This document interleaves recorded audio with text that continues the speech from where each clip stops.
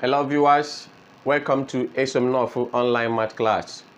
In this video, we are going to discuss the solutions to the 2014-2015 post-UTME mathematics past questions of Nnamdi Azikiwe University, Awka.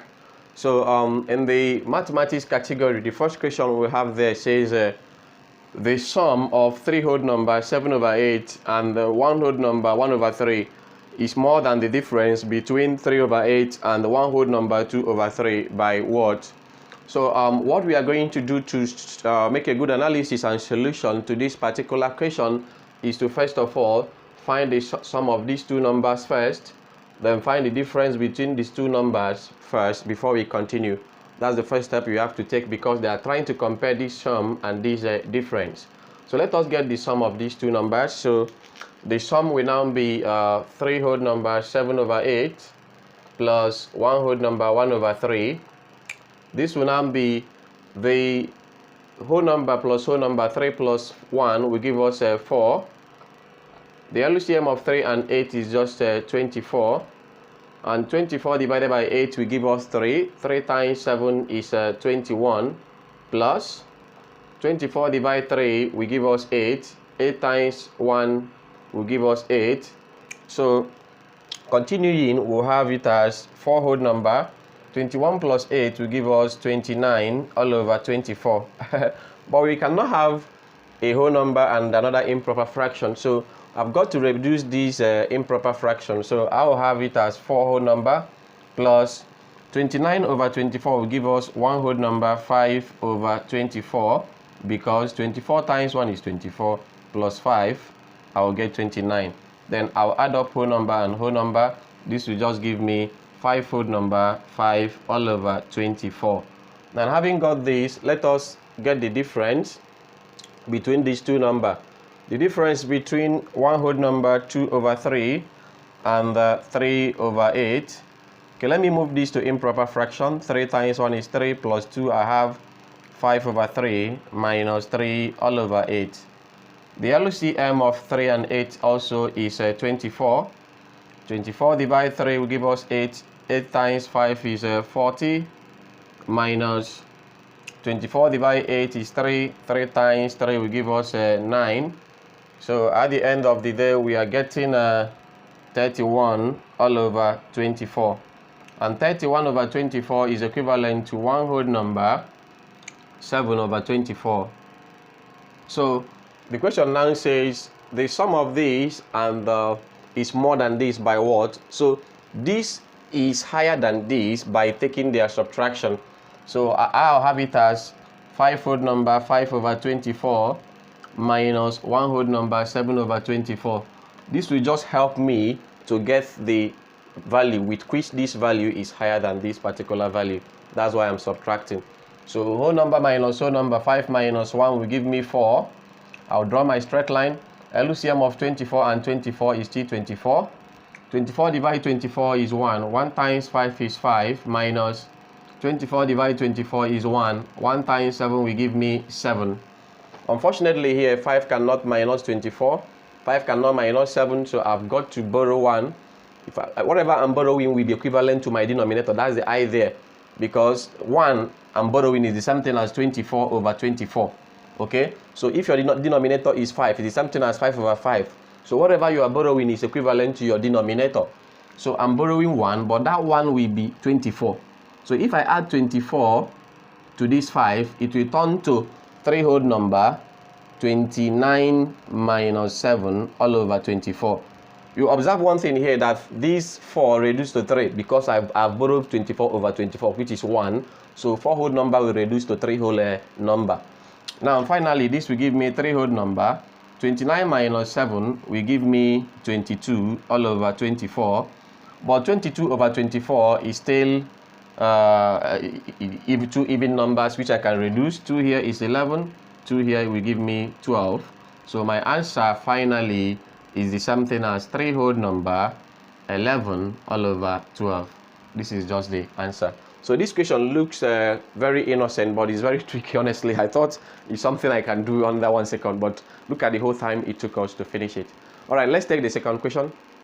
All right, the second question says 1.28 times 10 power 4 divided by 6.4 times 10 power 2 is equal to what? So let us simplify this.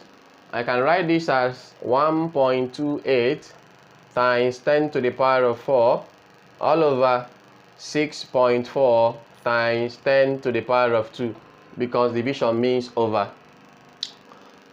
This can be seen as 128 times 10 power of 2, because this is just like 10,000 because the power is 4.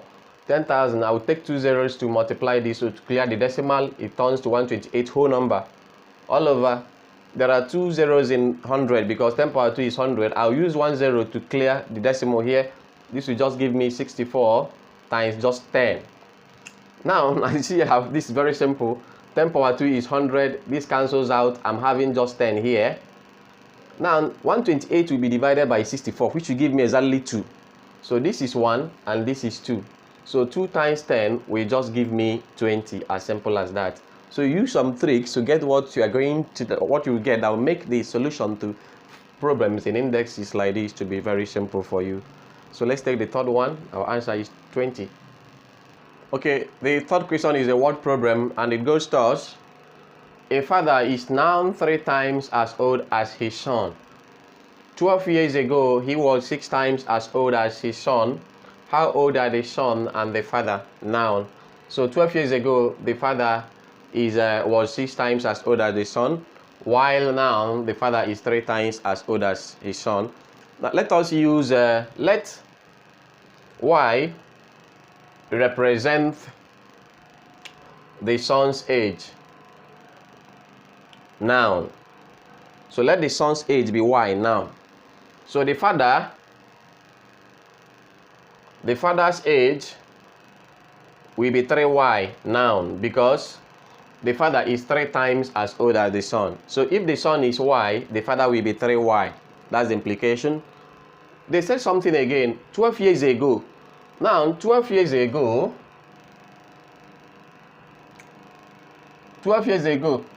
everybody, both the son and the father, will be 12 years less than their current age, because they say 12 years ago. So 12 years ago, the son will be equal to y minus 12 years. The father will be 3y minus 12 years, because they said 12 years ago. Now, and we are given an information here that in this 12 years ago, the father is 6 times as old as the son. 6 times as old as the son, which means if I multiply the son's age by 6, it will give me the father's age. That's the implication. The son is 6 times as the father is 6 times as old as the son. Therefore, the father, who is 3y minus 12 years, is 6 times as old as the son, y minus 12. Okay? Which means 3y minus 12 equals 6y minus 6 times 12 will give us 72. Okay? Now, solving, we have 3y minus 6y equals minus 72 plus 12. 12 coming here is positive. 3y minus 6y will give us minus 3y equals minus 60. So to get the value of y, I'll divide everything by negative 3. So y is giving me 20 years. And who is y? The son is y now. So the son is 20 years. So son is 20 years. Father is 3y, which is 3 times 20. So the father will still be 60 years. So this is their age. And you can very check if you are correct that the father is 3 times as old as the son. If I multiply 20 by 3, I'm getting 60. Then 12 years ago, you can verify removing 12 from their ages. If I remove 12 from 20, I'll have 8. If I remove 12 from 60, I'll have 48. And you see that if I times 48 by 6, it will give, if I times 8 by 46, if I times 8 by 6, I will get 48. Just like you can see here that he was 6 times as old as the son then, 12 years ago. All right, so let's take the fourth question. Okay, the fourth question says we should evaluate and correct to 4 decimal places, 827.51 times 0.015. If you have calculator, you can easily compute this and correct to the required 4 decimal places. But since I'm not with calculator here, let us multiply this. If I were you, whenever you are multiplying any decimal, remove the decimal points and multiply. So this can be seen as 82751 multiplying 0015. I remove the decimal points intentionally. 5 times 1 is 5. 5 times 5 is 25. I'll write 5 carry 2. 5 times 7 is 35 plus 2, 37. I'll write 7 carry 3. 5 times 2 is 10 plus 3 is 13. I'll write 3 carry 1. And 5 times 8 is 40 plus 1, we have 41. I'll use 1. 1 times 1 is 1. 1 times 5 is 5. 1 times 7 is 7. 1 times 2 is 2. 1 times 8 is 8. I'll use 0. Of course, 0 times everything here will give me 0. To just give me 0. Okay, I'll use 0 again to just give me 0. Then we sum up together. So we have to sum up everything here. So bring down 5. 5 plus 1 is 6. 7 plus 5 is 12. You write 2 carry 1. 7 plus 3 is 10 plus the 1 we carried 11. Write 1 carry 1. 1 plus 2 is 4. 4 plus 8 is 12. You write 2 carry 1. Add the 1 here, 1 and 0. So look at the value we are getting. How many decimal places do we have here? 1, 2, 3. So this is 3. This is 1 and 2. Altogether, I'll have 2 plus 3 decimal places, which is 5 decimal places. That's what we're having. So from the back, you count 5. 1, 2, 3, 4, 5. And put your answer, put your point here. But this last 0 is nothing because it is before the decimal. So the answer is just 12.41265. But they say to 4 decimal places. So after the decimal point, you count 4. After the decimal point, 1, 2, 3, 4. This is my target. If the number next to your target is up to 5 or more, add 1 to the number beside it. So I will add 1 to this 6. So finally, I'll have 12.4127 to 4 decimal places. So this is just the answer, 12.4127. Let's take another question. Let us take the 5th question. We are asked to solve the equation log to a base of 3x all to the power of 2 minus 6 log 3x plus 9 equals 0. So this is what we are given, and we are asked to solve this given equation. And we cannot easily apply the laws of logarithm in this particular program because there is a danger here. This is having a power of 2, and you cannot just raise only x to the power of 2. You cannot just raise only 3 to the power of 2. Neither can you raise both of them to a power of 2. So whenever something like this is done, it means that there is a danger. So you have only one alternative. Since I'm seeing log x base 3, log x base 3 here in the 2 parts of this equation, I can use a particular value to represent log x base 3. So I can say let p be equivalent to log x to a base of 3. So wherever I see log x base 3, I'll plug in p for it.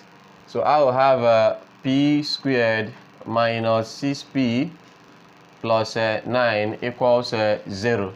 So you see I've formed a quadratic equation here. Now 2 numbers I will multiply to get 9. If I add, I will get minus 6.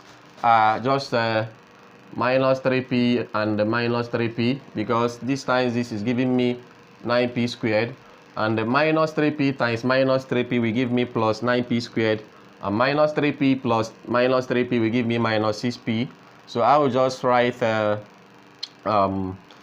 p squared minus 3p plus 9 is equivalent to 0. Factoring out here, p is common, so I have p into p minus 3. Minus 3 can go here into p minus 3 equals 0. Open up the bracket, or I've just factor out, I have p minus 3 is common into p minus 3 equals 0. Solving this, I will find out that p is always equal to 3.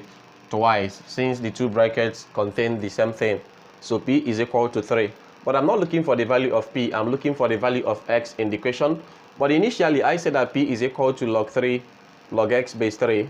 So here, seeing p, I'll write 3 because my p is 3 equals log x base 3. Now, if we rearrange, log x base 3 is equal to 3. So 3 power of 3 will give me x according to the relationship that exists between indexes and the logarithm. So my x is just 3 power of 3, and 3 power of 3 will give me 27. So 27 is the answer. If you plug in 27 here, you will always see that the equation remains balanced. Okay, let's take the sixth question. 560 naira 70 kobo is shared in the ratio 7:2:1. What is the value of the smallest share? Obviously, this is the smallest question of these years post-UTME past question 214-215 session. So to do this, get the total ratio.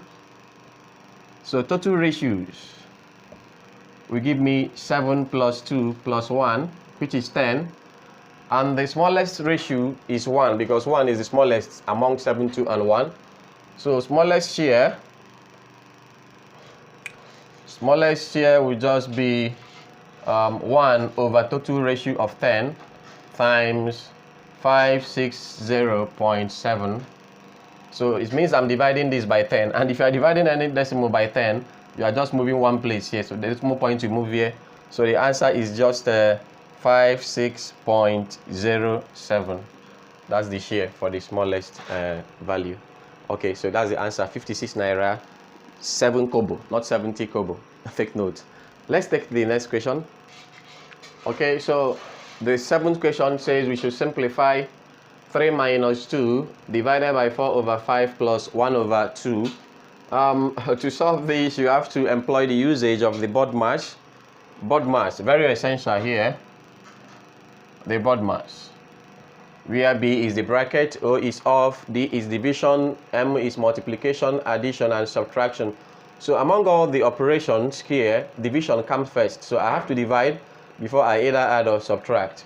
So I will divide these values first. I will divide. So I'll have 2. 2 can be seen as 2 over 1 divided by 4 over 5. So this can be seen as 2 over 1 times, when you change division to multiplication, take the reciprocal of the next number. So this is 1 and this is 2. So I'm having 5 over 2. So the whole question can be written as 3 minus 5 over 2, then plus 1 over 2. If I were you, when I add 3 to half, I will get 3 and half, minus 5 over 2 is the same thing as 2 and half when you change to mixed fraction. So half has cancelled half. 3 minus 2 will just give us a 1. So the answer to this particular question is 1. So let's take the next one. Okay, let's take the 8th question. The 8th question says that a stick of 250 centimeter is measured as 255 centimeter. The percentage error is for this particular problem, we shall use percentage error as the wrong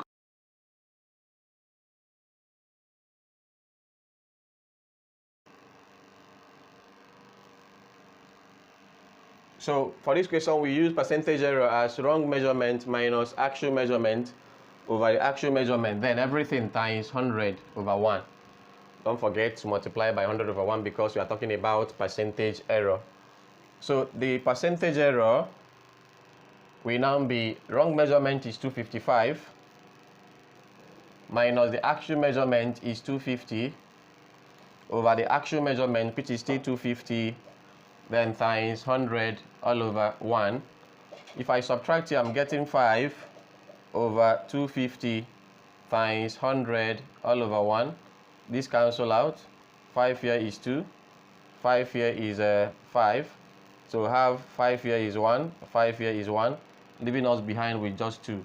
So the percentage error in this measurement is just 2%. Let us take the next question. Okay, without the use of tables, find the numerical value of log 49 base 7 plus log 1 over 7 base 7. So you just employ the laws of logarithm, and according to the laws of logarithm, whenever you have addition, it must be multiplication, provided that they are in the same base. So I can call this log 7, which is common, into 49 multiplying 1 over 7. So this will give me log 7 into 49 divided by 7 is just 7. So I have log 7, and a logarithm to its own base is just 1, because I'll raise 7 to a power of 1 to get back 7. So the answer to this question is just 1. So whenever you have a logarithm to its own base, it will give you just 1. Alright, so finally let's conclude with the last question. Okay, so the last question in the 2014-15 post-UTME questions of Nnamdi Azikiwe University, the maths category, is telling us that OK sold his car to Obi at a profit of 10%. Obi sold it for 209 naira at a loss of 5%.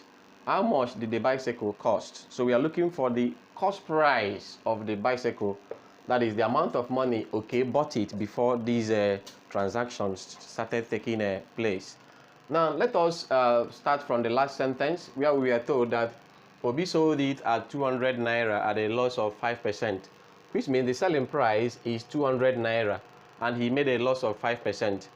Now the idea is to see cost price as 100%, because cost price is the amount of money you bought a particular commodity, and at cost price you've not started selling it to check if you are making a profit or a loss. So if you make a profit, you are growing beyond 100%. For instance, if I make a profit of 10%, it means that the selling price is now 110%. If I make a loss of 10%, it means that the selling price is now 90%. So the profit or loss determines the percentage you are going to use. So a profit is addition to 100%, while a loss is subtraction to 100%. Now, if you are seeing that Obi sold it at 200 naira at a loss of 5%, it means that Obi sold it at 95%, because I'm taking 5 less than 100%. Therefore, 209 naira, which is the selling price, made a percentage of 95%. 95%. Now the cost price, let us see the amount of money Obi bought it from OK. So the cost price, let me say cost price, will now be what? The cost price is always at 100%. So this is now the cost price, which is the amount of money OK bought from Obi bought from OK. So now percent, we cancel percentage, so let us cross multiply. Cost price times 95 will give me 95 CP equals 209 times 100 will give me 20900. So to get the cost price, I will divide everything by 95. This cancels out. So cost price will now be, so let's divide 20900 divided by 95. This will give me 220 naira. 220 naira, but this shouldn't be the answer. This is the cost price which Obi bought it from OK, but the cost price of Obi is the selling price of OK, because OK sold to Obi. Obi bought it, cost Obi something, so it cost Obi some money. It cost Obi 220 naira to buy this from OK, but this cost Obi incurred is not what OK suffered. That's the selling price for OK. So you now see that the cost price of Obi is equal to the selling price of OK.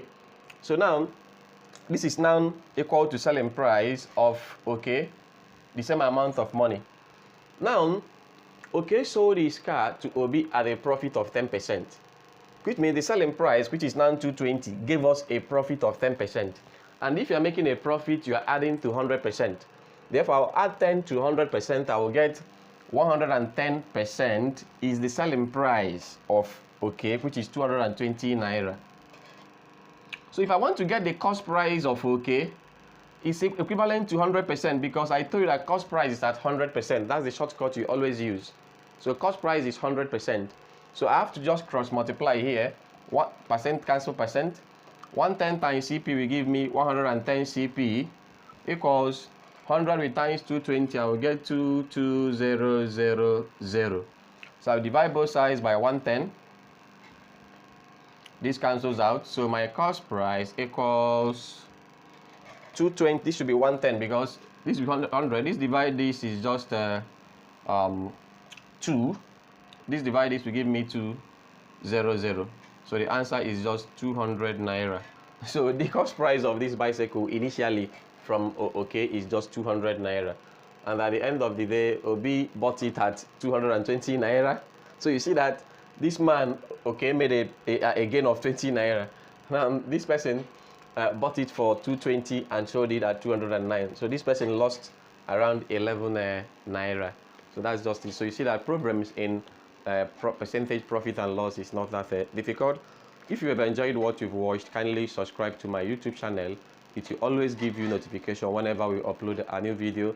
Don't forget that at each point in time we'll be uploading solutions to various past questions of Nnamdi Azikiwe University Awka post UTME past question. Thank you for your audience.